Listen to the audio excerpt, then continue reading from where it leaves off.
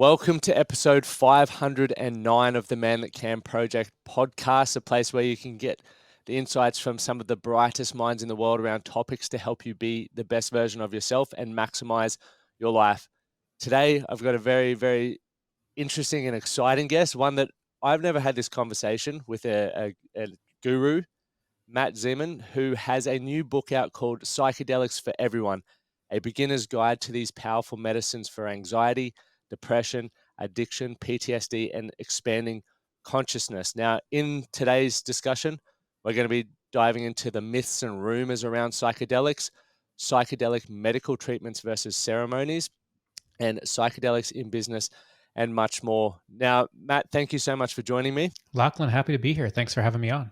Mate, I'm more than grateful to have this conversation because, as I was just sharing with you, I have some mates who've had magic mushroom experiences, and it's definitely a conversation that is starting to become a lot more prevalent, especially here in Australia. And I'm sure you hear it a lot. You're leading the way in the States, but I want to go back in 2019. You had an opportunity to experience a guided psilocybin, so magic mushroom journey, and it completely changed your worldview. So since then, you've gone from someone who had never taken drugs, right, with the exception of a few experiences with cannabis, to taking a deep dive into the study of human consciousness with the help of psilocybin, ayahuasca, ketamine, LSD, MDMA, DMT, 5-MeO DMT, and more. Can you start by sharing how those experiences have shifted your worldview? I'm happy to, and I'm so excited to be talking to an Australian audience. That you are the first country to legalize psychedelics. I mean, you just legalized MDMA for post-traumatic stress disorder, and you legalized psilocybin for some types of depression. So you actually leapfrogged above what we're doing here in the States, and yeah, I'm super excited to be talking to an Australian audience about this. You might It have is to make a trip down here, mate, then, since I we've tell you what, legalized let's it. do it. Let's find a way.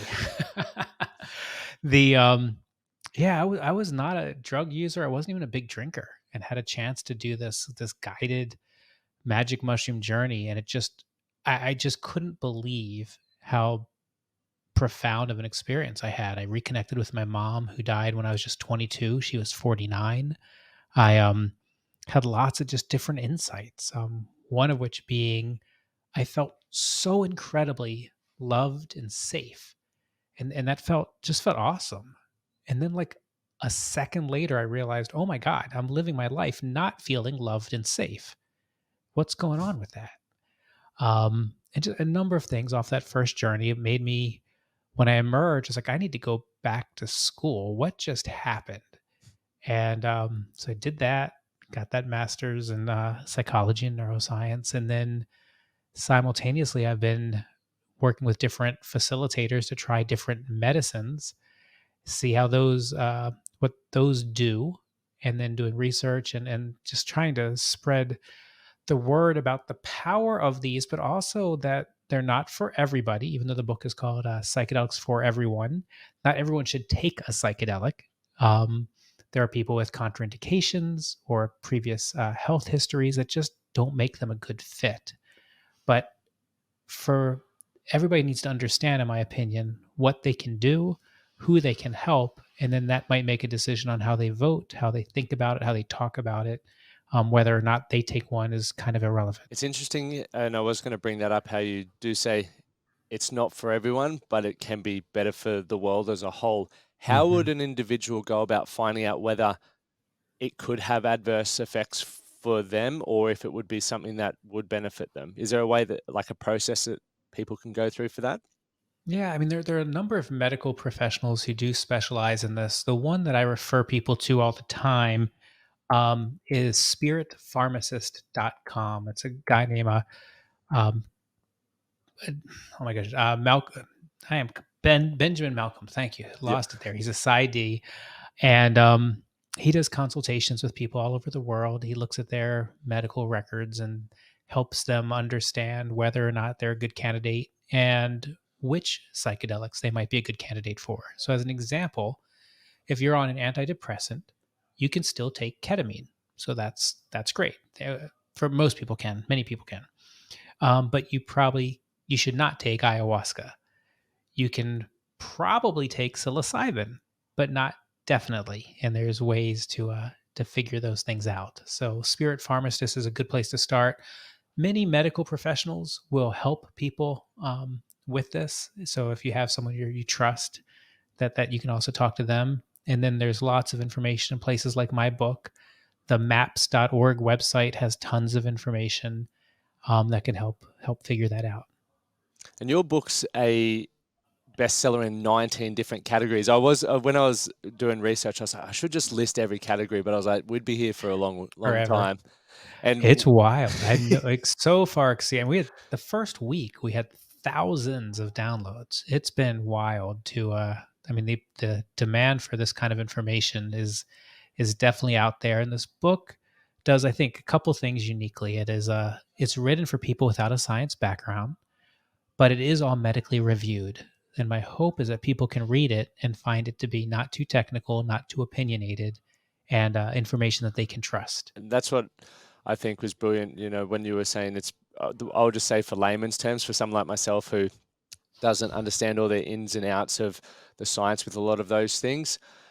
When you mentioned a moment ago how it is so medical, you can seek out people who can, I guess, direct you in the right direction. Because my, I guess, misconception around it was it's just like you'll go do, this ayahuasca or whatever in like an uncontrolled area where you could have a wild trip and just lose your mind and it's game over. And that's what's, I guess, been a fear of mine, because I have, as I mentioned, had a number of mates who've been like, it is just eye opening. It shifts your whole perspective on who you are as an individual, what you want from your life. A lot of the pain and the fear that you're experiencing is gone. And for me, that sounds very appealing. Like, I'm like, I would like that. But then the flip side of that is I've also heard stories of like people losing their mind and a lot of stuff like that. But you, I guess, referred back to we can find experts who can teach us or recommend, hey, if you're using an SSRI or an antidepressant, for example, steer clear of this sort of stuff. This might be the right direction for you, and here's how it could help. Can these plant medicines and, I guess, psychedelics be a replacement for antidepressants? Yeah, I mean, absolutely is the short answer. There's wow, you just covered a lot, so let me try to unpack all of it. Antidepressants only work in something like 40% of the population. So if you're listening to this and you're on an antidepressant and it's not working for you, you didn't do anything wrong. It's not that you failed the medicine failed you. And I don't think that's made clear enough to those of us who use antidepressants. Um, also don't think the side effect cost is made clear enough. So, upwards of 73% of people who use an antidepressant have some type of sexual dysfunction. It's a huge number. Mm. There's gastrointestinal issues. There's suicidal ideology or ideation with younger people, weight gain, lethargy. There's all sorts of things. So, if it is working, but you don't like the side effects, maybe looking at psychedelics is something to consider. Again, not telling anybody to do anything. I'm talking from my experience and what I understand, but it's something to consider. So let's and ketamine is the only legal option here in the States. In Australia, you now have potentially access to psilocybin and MDMA, and we can talk about those here deeply in a minute. But I want to go back for just one more second, because that whole thing about the fear of losing your mind is something that I think we all grew up with. Anyone born kind of from 1970 until today, all of us grew up in a prohibition and we just didn't know it. No one said you're living in a prohibition. We knew about the alcohol prohibition back in the early 1900s, but we didn't know it was a prohibition. So we were just told drugs are bad. There's no medicinal use. They're going to fry your brain. You're going to lose your mind. Bad things are going to happen. And that's not what the science says. There's a really powerful study by a guy named Dr. David Nutt out of Imperial College, London, where he said, let's forget how drugs are scheduled and let's just look at harm to self and harm to others. And he just stacked them. And on the far left, the most dangerous drug, harm to self and harm to others, is alcohol. I think it's like a 73 on the scale. Alcohol is Alcohol. causes the most harm to yourself and the most harm to others. Way Yet out it's there. legal Yet it's legal. and readily And available everywhere. readily, yes. And then you come all the way down to the end of the chart, and the last drug he mentions, and I think it's like an 8 on the scale, are magic mushrooms. Could So Sorry to interject. Could that sure. be though because of the availability? For example, I don't know what the variables are on those studies, but if you're looking at alcohol being the main reason for what you mentioned, because we have more access to that, could that be why? Or does That's that it's it my understanding is the study is scaled accordingly. okay? So it's Yeah, really okay. just how much damage can this drug do to a body? That's And then when insane. you're using that drug, what is the damage that typically has caused other people? So like tobacco, cigarettes is way up there on that chart. But like there's no lethal dose of mushrooms. Um it's relatively, if you're, again, we I don't like using the word safe. So we talk about reduced risk. But mushrooms, the risk of having an adverse event with mushrooms is much lower than having an adverse event with alcohol. So how then do we keep ourselves as men, and thinking that's who our audience is here, Yes. how do we keep ourselves safe with these medicines, these drugs? And there's three things we talk about: source, set, and setting. So source is, where did those drugs come from?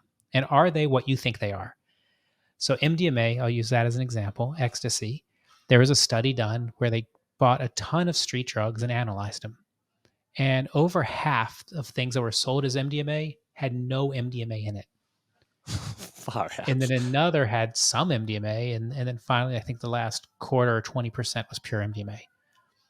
So in the States, there's an organization called Dance Safe. There's another one called Drug Checker.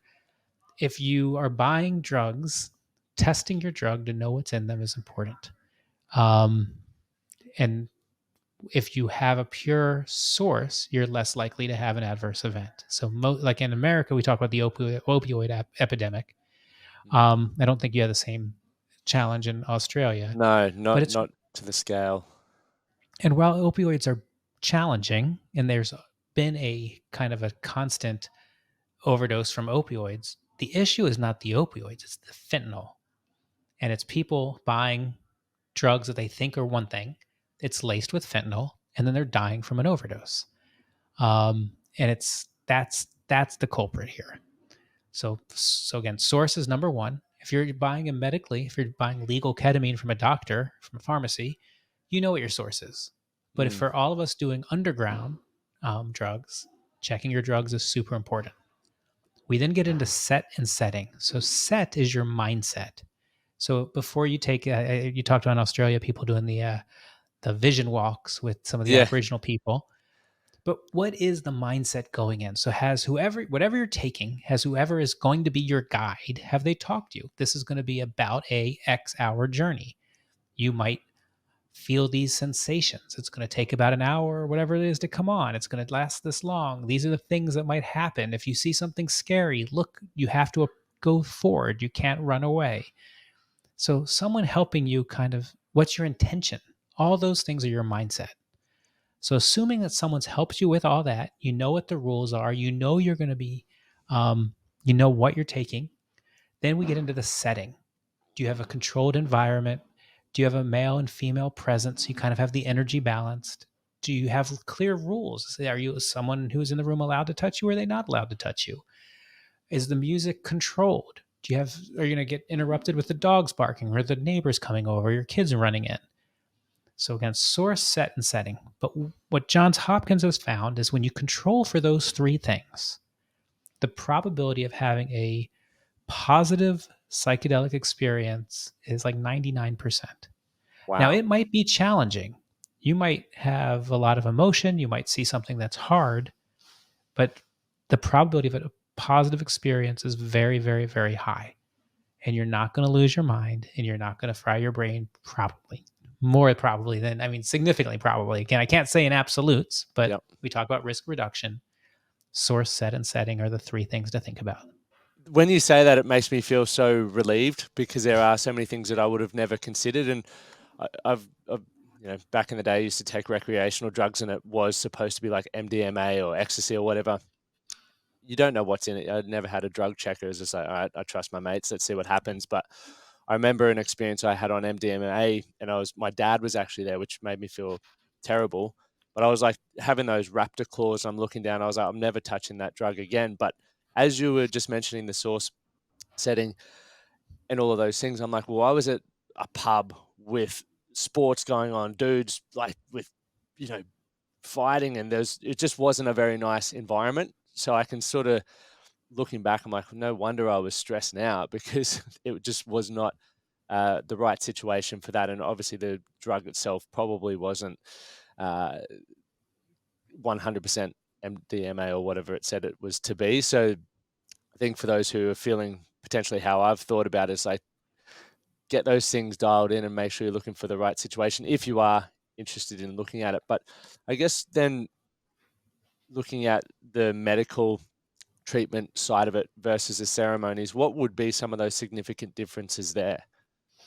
So why did Australia legalize MDMA is probably a good question.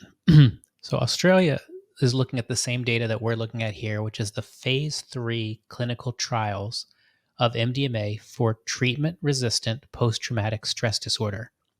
So picture veterans, first responders, victims of sexual assault, people where they've tried all the existing pharmacological and talk therapies and nothing's worked. So treatment resistant being the key word.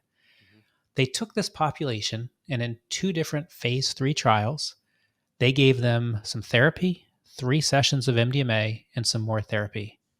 And at the end of that process, 67% no longer qualified as having PTSD, and 88% had a clinically significant improvement in symptoms. So the results are off the charts. And when in our country, we have over 20 veterans a day killing themselves. The people who have treatment resistant PTSD, it's a very challenging thing to live with. So the results are strong. We've needed a new medicine for this, and now there's one available. And Australia has taken the incredible step to legalize it across the country first. Now we've had 2 states in our country that have legalized it and creating a medical framework around it. That's Colorado and Oregon. And then we expect our FDA to legalize it federally the end of this year, the beginning of next year. But good for Australia to get ahead of this. So why did they put it on the banned substance list? Because I think it was back in the 40s they were studying it back then and seeing some great use cases for it. And then what changed there? Yeah, there's so much good research happening in the 40s, the 50s, even the 60s. We had in our country we had the Nixon administration, and they had kind of 2 enemies. They had the anti-war left, and they had black people, Yeah. the civil rights movement. And they figured by putting harsh drug laws, they could infiltrate both groups. So in 1970, the Nixon administration passed what was called the Controlled Substances Act, basically making a ton of different drugs illegal. Our country then pressured other countries to follow suit. And then MDMA actually was legal all the way until 1986. It kind of was Oh, not wow. under the radar, 85, and then it got rescheduled, and that's actually was the genesis for Rick Doblin to start MAPS, the Multidisciplinary Association of Psychedelic Studies. He started that in '86 and has been on a crusade since then to get MDMA rescheduled or re-legalized. And they've raised over $200 million to do this. Wow. It's been a huge undertaking. And they've done all sorts of really interesting things from a business model to kind of keep the costs as low as possible for the consumer. And they've created a public benefit corporation. They've just done amazing, amazing work for MDMA. And it's exciting to see that that's going to be a tool that people can use again coming up right around the corner. It's interesting where you say that, trying to keep it as affordable for, I guess, the consumer, because a lot of, I guess, pharmaceutical goods, whether it's cancer treatment, etc., are very expensive. And even if a person does come out the other side feeling healthy and stuff, they do have the burden of financial debt as a result of that, and it's why a lot of people can't necessarily take these treatments. So it's great to hear that they're looking to find a way to make that as affordable as possible for people. But let's pause here because I don't want to sugarcoat this. None of this is going to be affordable in the beginning. It is Yep. more affordable than what could have happened, and it's going to be expensive. And so let's start with MDMA. Again, you're talking about a 6 hour ish journey, and it's gonna in our country, you'll be required to have two people in the room. Two So it's people a for every person? Is that it's going okay? to be a huge amount of labor when it begins, and it's going to be expensive. Ketamine, which is legal across all 50 states, and it's prescribed off label for depression and anxiety. Um, the medicine itself is not tremendously expensive, but the labor again is, and insurance doesn't cover it. They cover one version of it, Yep. but for the most part, it's a cash. So people are paying for in clinic, they're paying $3,000 to $6,000 for six ketamine treatments, and then if they're using one of the telehealth companies, maybe they're spending $1,200 for 6 sessions. So it can be Okay. less, but then they're taking on more responsibility for themselves and on how to manage it. So so then if I'm looking at like cost versus, I guess, expense, then so obviously 6 sessions, is there a rough, with the research out there, is there a rough expectation of what people could experience on the other side of 6 sessions, for example? Like Yeah, what it's a sort of great breakthroughs question. they could have? Yep. So with ketamine, the research says you need to kind of dose up. You're going to do 4 to 6 sessions over 4 to 6 weeks, Okay. and then after that, maybe you don't need ketamine again, or maybe you need it once a month or once a quarter, or just during episodes in your life. It just depends on the person, and there's no rule of thumb. It just depends on how the person reacts to it. Psilocybin is different.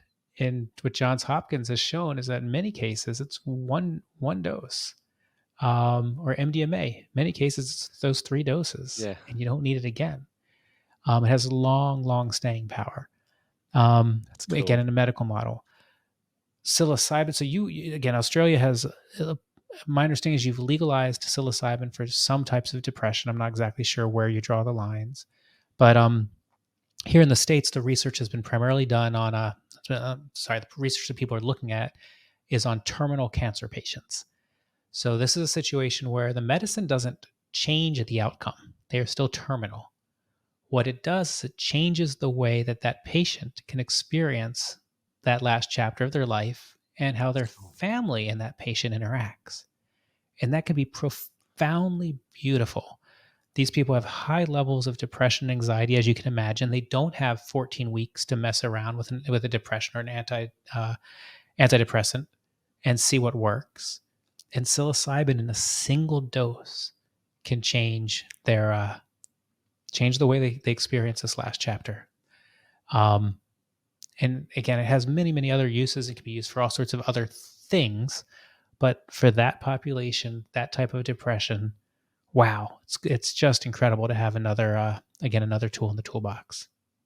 I think it's phenomenal, and that's, yeah, for me, when you mentioned the price, it can come across as expensive, but I'm looking at, okay, if I can invest, $4,000 to $6,000, and it can shift the way that I get to experience what's coming in my life. For me personally, I'm like, that's money well spent, because if I have had mental health issues and stuff in the past, and it is expensive going to see. And I'm not taking away from other professional health stuff. I still see a psychologist, but for me, it is expensive. It's a luxury to be able to afford Hmm. going to see a psychologist every month or every week or whatever that looks like, and that adds up. So for me, going, okay, well, if I can invest that in there and potentially have some life altering, I guess, thought breakthroughs, that for me is game changing. Lachlan, and Absolutely. this is also then I think where the intersection of what you do in your day job and psychedelics may interact, and I think this is really interesting. So there's kind of 3 different models of how people access psychedelics. So David Bronner from Bronner's Soap talks about this as the unified field. So in a perfect world, um, there's the medical model. So some people, I want to see somebody with a white lab coat. I need a doctor to prescribe it. I want the medical model. Great. Let's all work together and make sure the medical model is legal. Mhm. Other people say, I'm an adult and plants shouldn't be illegal, period. So that's the decriminalization model. Anything that grows in Mother Nature should be legal. And that's a whole different model. And let's support that. So that's leg number 2 of the stool. And then the third leg is I don't want to talk about my diagnosis. Maybe I see a psychologist, maybe I don't. I don't want to have my level of depression or anxiety measured to determine whether I want to use a psychedelic, because I believe it's going to connect me with a higher power, or my higher power, however it is I define that. And I want to use it for human optimization and for spiritual purposes. And in our country, we call that like religious freedom use. It's a whole different, it's just another way for people to meet the medicine. And I think it's an important way. And what happens a lot is people are working with people like you. They're working with coaches and people who they just want to be better humans. How am I a better husband? How am I a better father? How am I a better brother? How am I a better boss?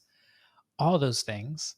And they're using psychedelics to explore. Um, and they don't want to meet someone in a medical model. They want to be able to talk to their coach in advance. Help me prepare. I'm doing this because I don't believe in God. I don't know what happens. My parents are aging and I don't know what's going to happen to them. My kid just got an awful accident. How do I process this? My kids are different animals than me. How do I process that? What does this mean? And then I want to take this medicine and I want to go back to my coach afterwards and I want to unpack it. I want to unpack it Yeah. for months.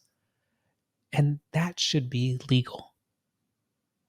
Oh man, I that gets me excited thinking about it. It also upsets me that people don't get that opportunity because when generally when an individual come to work with myself or uh, someone else in our community, they're stuck at some point in the framework, whether it's they don't know what they want from their life, they don't understand who they are, and a number of other things. And it takes, as you said, and I've heard you say on other YouTube videos, like it's a tool. You still have to do work to continue growing through that. Quite often in society now, it's like we're chasing success. And especially with social media, it's like we need to hustle. That for many people means they can't slow down and explore who they are. We need to earn more money. We need more status. We need to provide for our families, and we neglect ourselves. And you can get very resentful.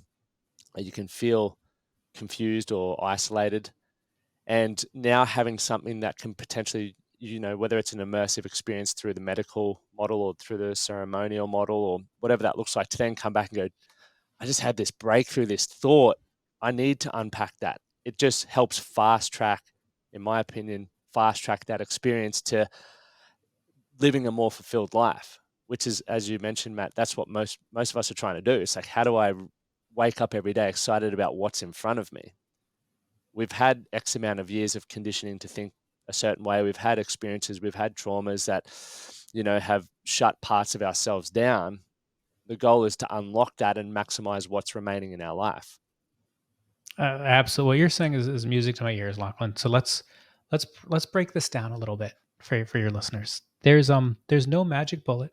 Psychedelics aren't going to cure anything. It's a catalyst. So it's another technology that you can use. And again, you can meet it in different ways. I'm going to focus here on ceremonial for a minute though. So it's a catalyst for change. So for whatever reason you're listening to minute 28 of this podcast. So it has you curious enough to be here still listening. Something's going on. You're lonely, you're not fulfilled in your relationship, you're not fulfilled in your work, you're not fulfilled with your um as a parent or as a child or as a whatever identity. Something's going on.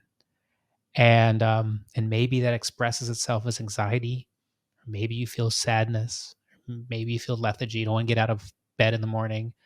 um, it can look a lot of different ways.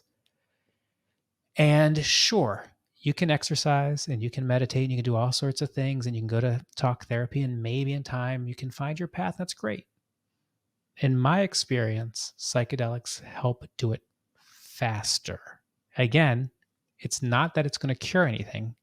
It's going to give you the space to process and determine, what do I want? Who am I? And how can I get there? And then when you finish with the medicine, the real work starts, what we call integration. And that's when you're unpacking this. It's like, okay, what I remembered in my psychedelic journey is that I'm loved. What I remembered is that I'm connected to all people and all things. What I remembered is I don't have to do anything to be worthy of love. And what I remembered is I get energized by this, that, or the other thing. So now, how do I change my life to have that carry forward? And you have this beautiful time after the psychedelic where your brain's a little bit more plastic, and you can implement really meaningful behavioral change because you literally have changed your mind during that journey. Um, I'll say one more thing on this. During the psychedelic, a couple really cool things happen in the brain. Your what's called your default mode network. Think of it as your inner narrator, the voice that's, oh, you're not good enough. No one Mm. loves you. You got to do more. You got to do better. You got to be faster. You got to be stronger. You have to make more money. That's quieted down. And that Yes. by itself was like, wow, I didn't realize how much noise that thing was making. Then you have neurons that haven't fired together in a long time start firing together. So your brain literally lights up with new connections. Or connections that used to connect, but they haven't because we've grown and grown and we've pared it down and pared it down and pared it down. So now they're firing again. It's like, oh, I didn't connect this to that or the other thing. And then depending on the psychedelic you take, it can remove shame, blame, and guilt. So you can process things that have happened in the past without feeling bad about it and just look at it as a human. Okay, that happened. Hmm. Okay, now what do I want to do about that? And you put all that together, and beautiful things can happen. It can be hard. Those things can be really hard to look at, but it can be the other side of it is can be quite transformational. I'm glad you touched on that, Matt, where you're talking about the inner conversations we're having with ourselves. I'm not worthy, and then also Hmm. the shame, blame, and guilt. Because I know for myself, and I've never shared this on the podcast, but for years I've been seeing psychologists and coaches, and I've recently done like one of those crazy breath work experiences where you feel like you're seeing a kaleidoscope and just like it was hectic when I did that. But in that moment, I was desperate for that because I'm like, I've got so many beautiful relationships in my life now, and I've come a completely different person to where I was 10 years ago. There's an area of my life that still struggles, and it's an area that I want to improve. And it's also time's ticking, which is with my parents and my family. There's still this barrier that I experience of not being able to fully, let's just say, like surrender or be fully open with them. It's like I am. We have awesome conversations, but I still feel like every time I'm there, there's resistance for some, and I don't know what the fuck it is. And when I did the breath work, I was having this experience and seeing all these things, and I was like, man, I just love them. As soon as I wake up, I'm going to tell them I love them. As soon as I woke up, Matt, I'm just like, that's all right, carry on. And I didn't do it. I didn't act on it. I didn't do that implementation piece you spoke about. And that's why for me, when I keep hearing these experiences and then you speak about it, then I'm like, I need to do this because I don't want to, my parents to pass away, for example, or don't want to live the next 60 years and not have the opportunity to experience what that could be. I don't even know what that is, but I feel like there's something there that's not being said or not being done that I need to go in through. And whether I don't know whether it's shame, blame, guilt, I don't know what it is. But that's why for me, I'm like, I feel we're having this conversation. I feel my mates are having experiences with it because it's like, okay, I need to work through that because I understand what I could potentially miss out on if I don't do that. It's that is the key to the integration piece, and that's why we need to work with either a guide, a psychologist, or a coach when we're working with psychedelics, even in a ceremonial setting, to maximize that benefit. So that you write down with what, and I use the breathwork example you just gave. You came out of it. I need to tell my mom I love her. You write it down, and then you would go and talk with your coach. Okay, I need to do this, and then they would hold you accountable. Did you do it? Yeah. And help make that happen. And maybe it's that. Maybe it's I want to write somebody a letter. Maybe it's I want to write somebody a letter and then burn the letter. That's all okay. It doesn't make a difference. It's Hmm. you intrinsically know that something is missing in the relationship that you've created, and I'm gonna put the responsibility on you. Here we This go. whole thing of you've created everything in your world. You're the director of your film, So there's something missing in the relationship you've created, and now you have the opportunity to change that. And that's this it's an abundance mindset. It's a 100% accountability mindset, which might speak to the work you do in your day-to-day life, where we all own it 100%. It's not I own it 50 and you own it 50. Nope, I own it 100%. So the relationship with my parents, I own 100%. So so how are you gonna make it? How are you gonna make this the rest of the time you have together different? And what a empowering thing to know that you can. You Mm. can do it in your actions, you can do it in your words, you can do it in your thoughts. Um, but it's all you. Nothing happens to us. It's all things that we create. Um, and it's just a hopefully an empowering way to look at the world. It's definitely empowering. There is still like fear of what, what that could look like. But that at the same time, as you mentioned, even when you're in that journey state where it's like you see the fear, you don't run from it, you walk to it. And I think that's an important part as well, is just like moving towards that. We've mentioned obviously the ceremonies and the medical treatments and stuff. Another thing that I hear a lot of people talk about is microdosing. Hmm. What is that? What's the benefits of it? In what, I guess, cases would you utilize microdosing? I'm happy to dive into microdosing, but since we still have a little bit of time, I kind of don't want to let you off the hook so far with the fear, Damn it. because and that was a nice transition. My I'm a little curious. 'Cause let's play with this. I mean, you're coaching all the time. What is it that you're afraid of? It's not being strong. I feel like I have needed to be the go-getter, the ambitious one, because I have always been an elite athlete and everything like that. And I feel if I'm not being elite, what I perceive to be elite or striving, it's like you're done sort of thing. I feel I know. I feel like then if I were to go home, I don't have much to talk about or much value to offer. But I also know that that's wrong. Like that, it's complete bullshit. However, I can't drop that. I've never been able to drop that card. I've hugged my dad, I reckon, in my adult life 3 times. Mm. And it's like even every time I leave home, I'm like, oh, today's gonna be the day, and I don't do it. Like, why? What's going on? So Lachlan, you're not. I mean, you're yeah. not alone with this. This is. I mean, and this is why the work you're doing with men is particularly important. We are, as a culture, society tells us we have to be strong, we have to provide, we have to be better, stronger, right? The elite athlete. It's not good enough that and we need to do that to win the affection of our parents. That's where it starts, right? That's the first people we're trying to please. And then it's of our partners, and then it's of our employees and our friends. And it's a lot of pressure on men to do this. And men don't cry, is we're often told, and all these things. Um, and then we end up. I don't see how it's not a surprise to us that we are living in a loneliness epidemic. That we have men who the only time we know how to be affectionate is in the bedroom. Mm. That we just don't know how to show our emotions. And we wouldn't have evolved over millions of years with tear ducts if they weren't for a reason.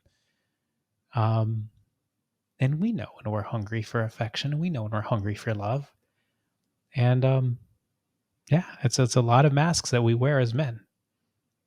And I think it's important the work you're doing, and that men can have this discussion openly and say, I want to be hugged by my parents. I want to hug my parents. I want them to know that I love them no matter what. And I want them to love me no matter what. Um it's yeah, we grow up differently. Even as we're talking about it, it's like I can feel my heart race racing, my muscles like tensing up, and it just feels very uncomfortable. And the other frustrating aspect of that is I literally talk to people about this all day, every day, and you do all this sort of stuff, but there's still that resistance, and that's literally for me. I've spent money with so many different coaches and so many different modalities, and I still need that thing. I feel like I need that experience to just be able to go, this is it. Like because it is. yeah, I'm glad you didn't let me off the hook, but it is challenging day in, day out. Like, I am always going to strive for this next thing and try to make people proud. So it valid, this whole cycle, which I know is irrelevant in the grand scheme of things. However, I'm looking for that moment where I can just go, this is enough. Oh, and it never ends. There's Yeah. so the goalpost, I would imagine that the things that you consider success today, I bet you 10 years ago, if you could be where you are right now 10 years ago, you'd have been like, I made it. Yeah. But you just move that we all just move the goal. Um, because we're looking for external validation and external things to give us happiness. And the secret is there is nothing external that's going to make us happy. It might make us happy for a minute or an hour or a day, but it's all internal. And if we don't spend the time making connections with other humans and sharing and loving, we're not going to find that happiness. So we're all learning, growing, and healing as we move forward every day. That's all we can do until we die. Failure is not possible. We're always moving forward. So you might fail at a task, but there is no such thing as failure. And there's probably things that you thought, oh, this is awful when it happened. That in Mm. retrospect, that was great. And there's probably things that you thought were great. And in retrospect, oh, not ideal. But it's we're all moving forward. It's and this is the growth edge for you, it sounds like, Lachlan. Mm, definitely. I'd love to know for you, Matt, and not to deviate away from me, but Sure. the 2019, you had that experience where you were invited to have the ceremonial experience, and that was life altering for you. What was your worldview prior to that? Oh, I was probably like a lot of your clients. I was an entrepreneur. I built a bunch of businesses. I was making money for money's sake. Um, and I mean, I'm a perfect example of this. Like, I remember saying, "Oh, when I have 100 employees, that's gonna be awesome." Okay, when I have 500 employees, that's gonna be awesome. When I have a building with my company name on it, that's those milestones came and went. And it's like, oh, I don't like having this many employees, or this is complicated, or this is. It wasn't happiness. Oh, when I sell a business for $1 million, I sell a business for $10 million. None of this is happiness. I didn't believe in any type of higher power whatsoever. Um, I took my kids to a Unitarian church because we wanted them to have the community and the religious education, but not because we had any, or not because I had any belief. And yeah, and then I made no time. I worked and I went home, and I had really no time for my friends that I had were kind of long term friends, high school, college. I had a group of entrepreneur men that I saw regularly, but yeah, it just wasn't a priority. And never talked about mental health, and never talked about yeah, loneliness and the things that are real. So yeah, I owe a ton to what psychedelics changed the way I look and interact with the world. Um, and I'm super grateful for them. And again, this is my experience. I'm not trying to talk anybody into anything. Yeah. My experience. What would have been some of the main changes or things that you noticed with how you interacted with your mates? More specifically, you're talking about a loneliness uh, epidemic almost, where people do feel you'll hear people talk about it all the time. We have access to everyone on social media. People are dropping into your inbox, your text message, your email, but we still feel lonely. What what shifted for you there, and how did you start acting differently? I think before I can stay surface level with or I could stay really great at surface level. So go meet you at a party, talk about nonsense, go home, and it's just kind of we all had candy. It doesn't mean anything. And I don't have the tolerance for that anymore. I'd much rather, Lachlan, have a really powerful hour discussion with you, connect deeply. Like, this guy's awesome. And then even if we don't talk again, this exchange is worth our time. Um, so yes, there's constant interruptions. And I try to be more judicious about which ones am I going to accept versus letting other people run my life through my inbox, um, or through my social media. Um, and then when I do engage, I try to engage, really engage, um, and allow the time for that and the attention for that.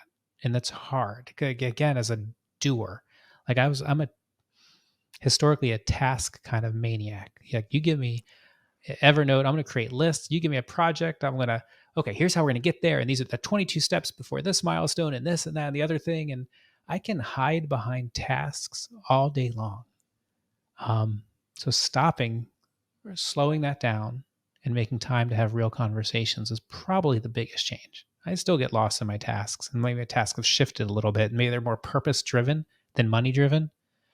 But but when I do talk to someone, I try to give them my full attention, and make a meaningful connection and use that time and respect their time and my time, which is something I haven't ever talked about that, but that is another thing where it's I didn't respect my time. It was money, but besides for that, it wasn't valuable. It wasn't about let's exchange some love, let's exchange some energy, let's both leave this conversation better people. It's cool to hear. Thanks for sharing that. It is interesting that we do a lot of the metrics in our life is based around money, right? Sure. That success element, as opposed to going, there's other ways I can give and exchange value through many. I can definitely feel it. And it's even more mind blowing the fact that we're doing this over Zoom, right? So we're missing out on some of the um, communication Nuance. senses, right? Mm-hmm. But I can still feel how genuine you are, and I feel like you do deeply care about this conversation, which is wild through internet. But then thinking about, okay, well, I can exchange value by just giving them my full attention. Like people, I love to feel heard. I'm sure you love to feel heard. So when you actually get that, you're like, I could sit here and talk all day long, and the conversation feels a lot better. And people walk away going, that was the best conversation I've ever been a part of. And chances are they did all the talking as well. But that's, Sure, but and that's I mean that's also the beauty of curiosity. Like I really do love learning about other people. I'm happy to share, but I'm also happy not to give unsolicited advice. Um, yeah, I mean, and you have to be to do 500 some podcasts. You have to be a pretty curious person. You have to be a lifelong learner, or you wouldn't have the stamina. Um, yeah. yeah. Well, let's dive into the microdosing Okay. now. Now let's that's have fair. the Now we can go to microdose. because yeah, let me off the hook a little bit. But I really appreciate that last part. It's very very rare that someone will not let me move on to the next part. So I appreciate that. It was good. Got a little 15-minute session in there for myself. But microdosing is something that I'm hearing a lot about. I don't really understand because I Yeah. look at things like, and a lot of men especially go, I'm an all or nothing kind of bloke. Let's throw him in an immersive experience and get this done. Where's microdosing's place in I guess the psychedelic world? Okay, so let's first define what microdosing is. Microdosing is when you're taking what's called either a subperceptual or subintoxicating amount of a psychedelic. So typically 1/10 to 1/20th of a dose. So if you think about Lachlan, if you were to come to one of the ceremonies that I'm involved in, let's pretend we would give you 5 grams of mushrooms. So you'd have a very deep dive.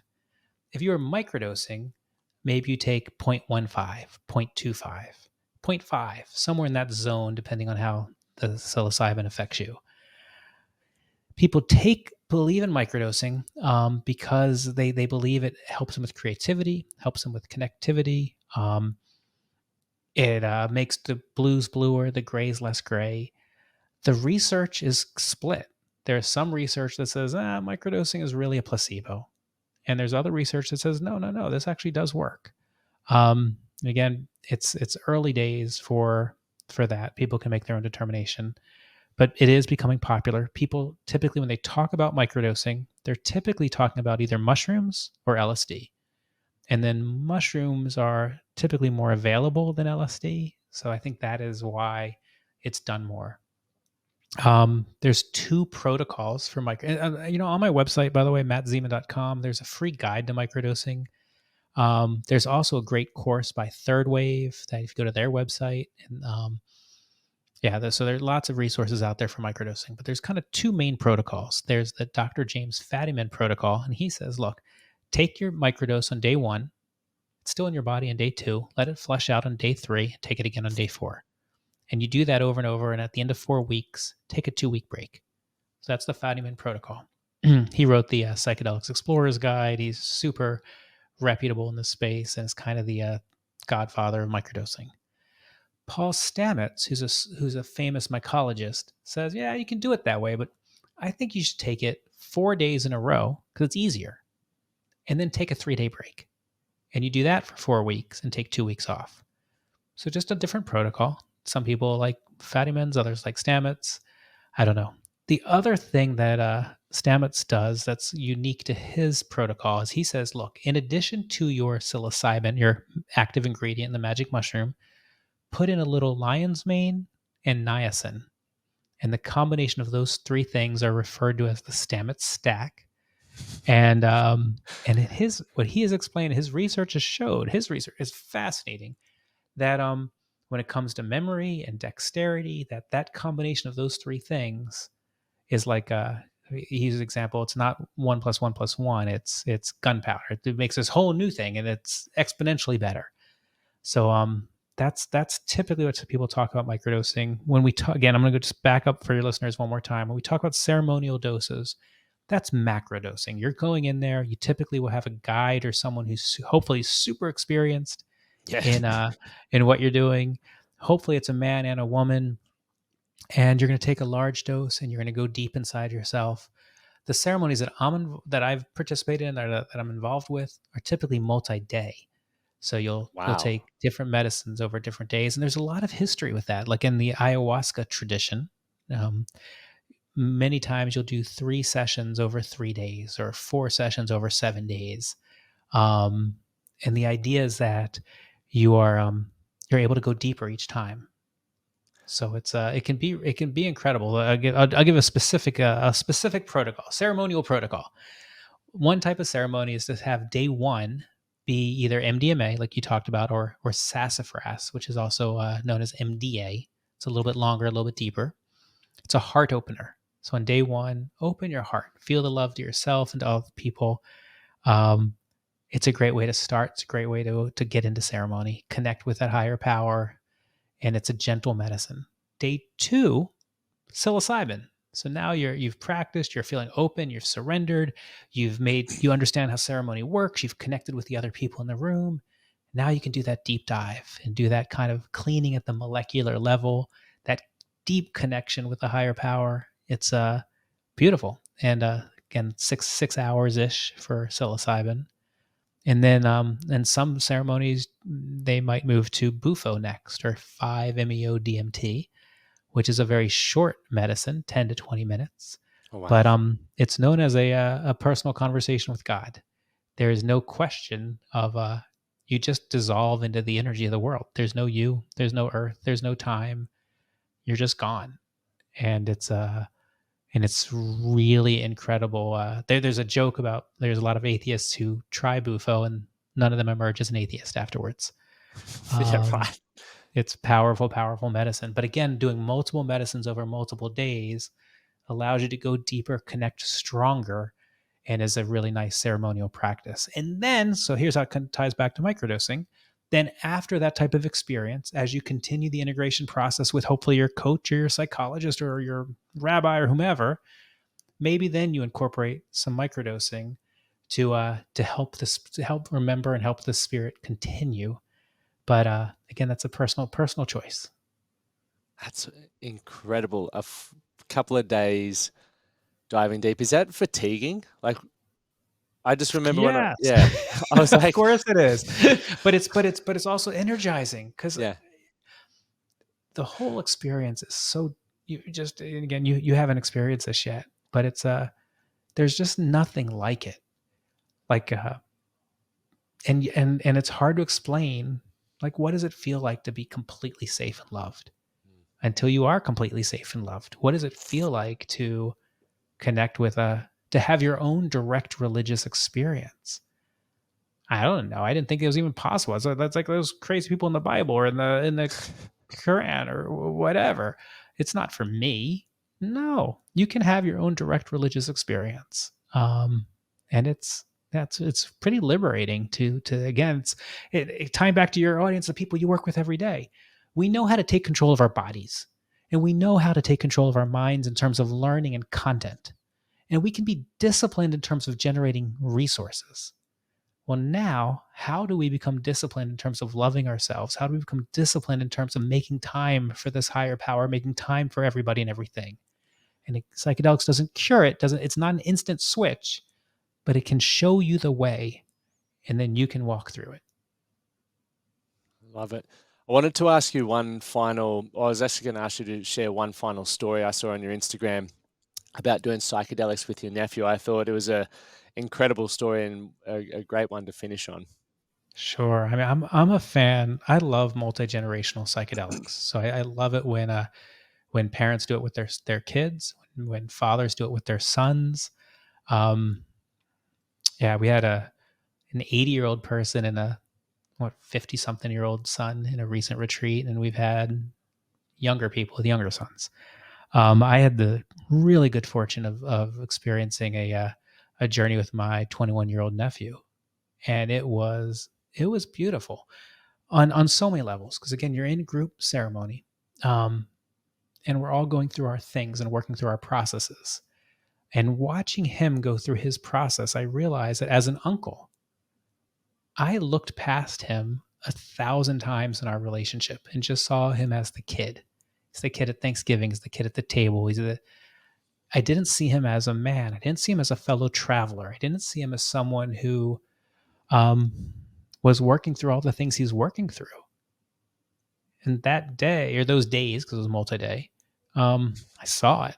And he worked hard on his journey, and we were able to connect and have really deep conversation, and conversation that we never would have had it not been for the space to be opened up.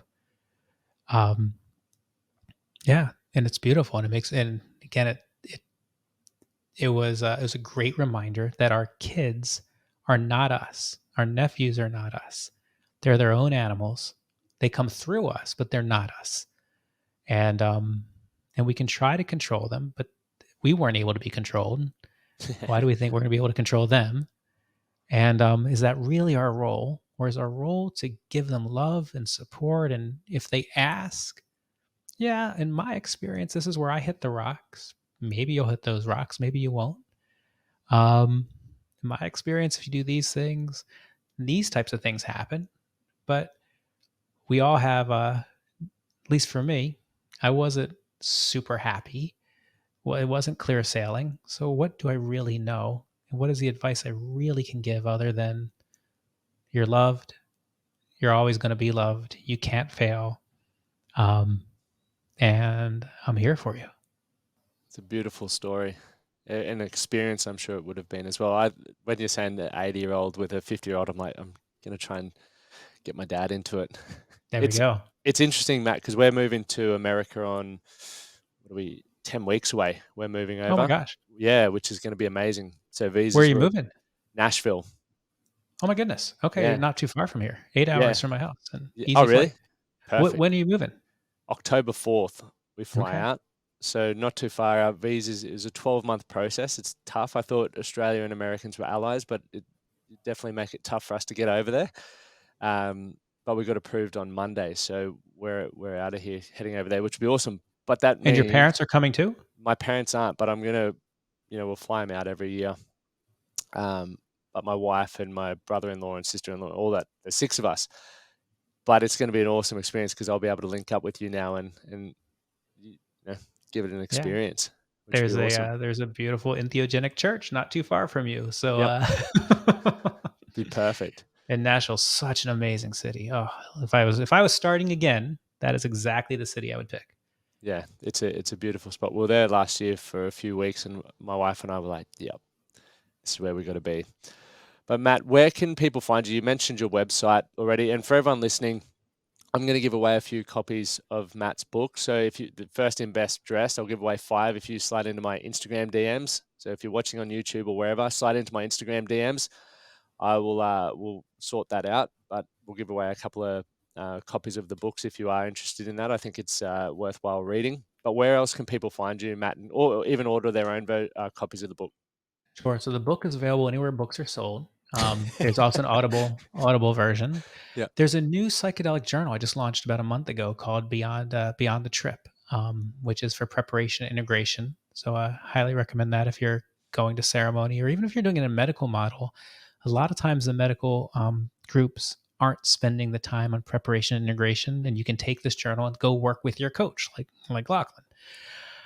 LinkedIn and Instagram are probably the two other best places to see me. I'm on those pretty regularly, and I do try to respond to. I might be slow, but I do respond to all messages, and I'm here to answer questions, and I want to be supportive. So feel free to reach out directly. And if you're interested in like the church component that we were just talking about, yeah, reach out, let me know, and we'll set up a time to talk. sounds good.